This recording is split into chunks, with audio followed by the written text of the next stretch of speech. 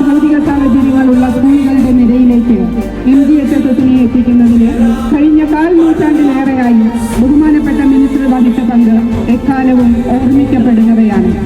ബഹുനില കെട്ടിടങ്ങൾ, ലാബ് നവീകരണ ഫണ്ടുകൾ, ഫർണിച്ചറുകൾ, സ്കൂൾ വാഹനം എന്നിങ്ങനെ എണ്ണമറ്റ വികസന പ്രവർത്തനങ്ങളുടെ കൂട്ടത്തിലേക്ക് ബഹുമാനപ്പെട്ട മിനിസ്റ്ററുടെ ശ്രമഫലമായി ലഭിച്ച 50 ലക്ഷം രൂപ ഉപയോഗിച്ച് നിർമ്മിച്ച ആധുനിക സൗകര്യങ്ങളുള്ള എയർ കണ്ടീഷൻ ചെയ്ത മാത്സ് ലാബ് കൂടി കൂട്ടിച്ചേർക്കപ്പെടുന്നു.